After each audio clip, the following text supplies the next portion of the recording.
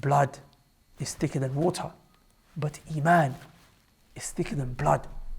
That's your brother that you look down at. That's your sister that you are reviling. What? Because of her color, because of her nationality, because of her tribe, because of their class, because of their postcode.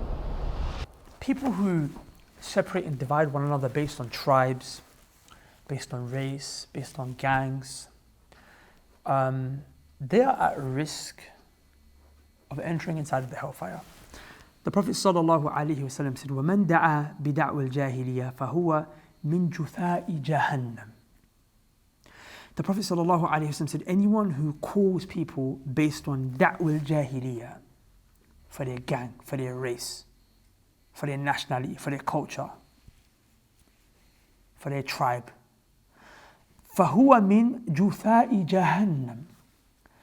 This person is from the groups that are inside of the hellfire. Jutha'i Jahannam. Look how scary this is. The Prophet ﷺ was asked by his companions, in Sama, wa salla. But what if he fasts? And what if he prays? A man's going to go to the hellfire and he's a Muslim and he fasts and he prays? The Prophet said, fa in Sama wa salla. Even if he fasts and he prays. Even if he fasts and he prays. Brothers and sisters, we don't come with the da'wat of jahiliyyah.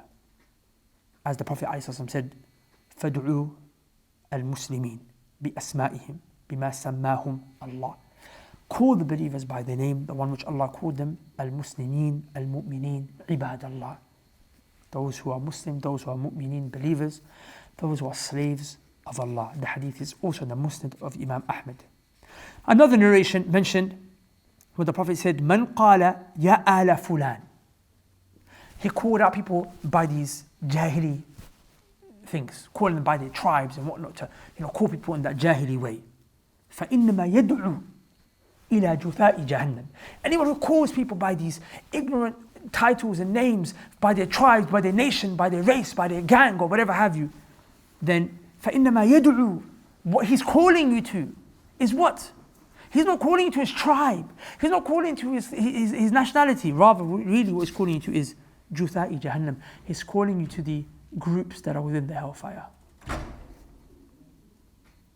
This is a person who just calls people to this asabiyat, this fanaticism based on these groups. What about the one who kills someone? This man is going hellfire just by calling people towards his fanaticism, towards his tribe, towards his race, towards his culture. Imagine the punishment for the one who actually kills someone because of their fanaticism, towards their race or their culture or their tribalism. Brothers and sisters, you put down a man and you reject him. You reject him, he's a righteous man, but you reject him for marriage for no other reason, because of the color of his skin, because of the tribe where he's from, for your daughter. Or you don't hire a person because he's from this nationality or that color of skin or whatever have you.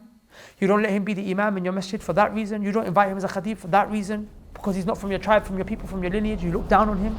Hey guys, I really hope that you benefited from that video. Before you go, I want to ask you a really important question.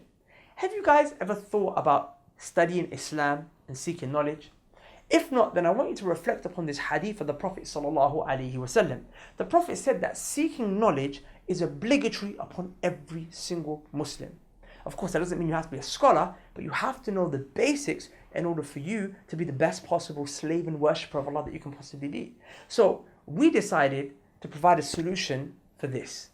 You see, many people want to study, but they don't have the means or the resources to do so. So we set up an online institute called the Knowledge College, where you can study Islam from the comfort of your own home.